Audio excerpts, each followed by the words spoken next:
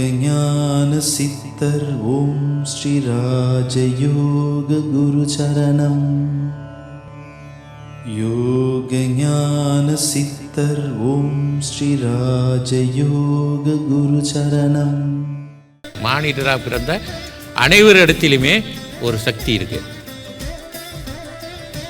அந்த சக்தியை பயிற்சி முறைகள் மூலமாக, ஒரு குருவின் மூலமாக, அவர் வழங்கும் அந்த பயிற்சியின் மூலமாக அந்த சக்தியை உணரும்படி செய்து, அந்த சக்தியின் மூலமாக வாழ்க்கையில் நாம் நினைக்கின்ற எண்ணுகின்ற எண்ணங்களை நிறைவேற்றிக் கொள்வதற்கு அந்த சக்தியை பயன்படுத்தி வாழ்வதற்கான ஒரு முறையை கற்றுக் கொடுப்பது தான் இந்த பயிற்சியின் நோக்கமே. சரி, நமக்குள்ளே ஒரு சக்தி இறைவன் அளித்திருக்கின்றார்.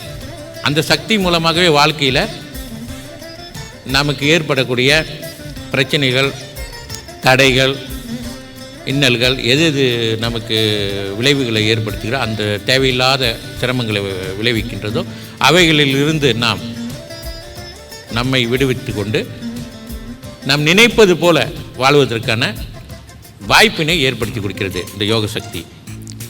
சரி, இந்த யோக சக்தியை நாம் உணர்வதற்கு முதலில் நமக்கு அடித்தளமாக அமைந்திருப்பது பிராணாயாம பயிற்சி. பிராணாயாம பயிற்சின்னு சொல்லும்போது, பிராணசக்தின்னு சொல்லும்போது, பிராணசக்தி என்பது எல்லா இடத்துலையுமே இருக்கிறது. பிராணசக்தி இல்லாத இடமே கிடையாது.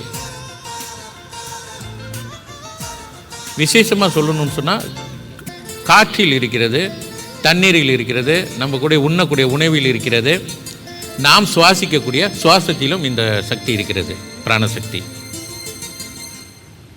இந்த பிராணசக்தியை நாம் சரியான பயிற்சியின் மூலமாக வசப்படுத்தி கொண்டால், அதன் மூலமாக நமக்குள்ளே அடங்கி கிடக்கின்ற அந்த யோக சக்தியை நாம் உணர்ந்து கொள்ளலாம்.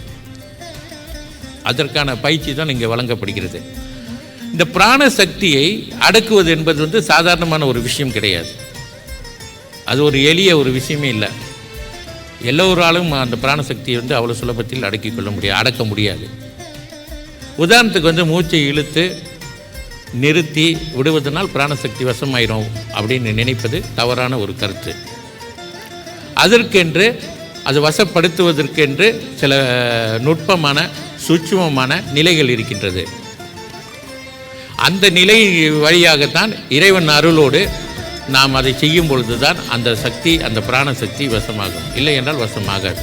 யோக ஞான சித்தர் ஓம் ஸ்ரீ ராஜயோக குரு சரணம். யோக ஞான சித்தர் ஓம் ஸ்ரீ ராஜயோக குரு சரணம்.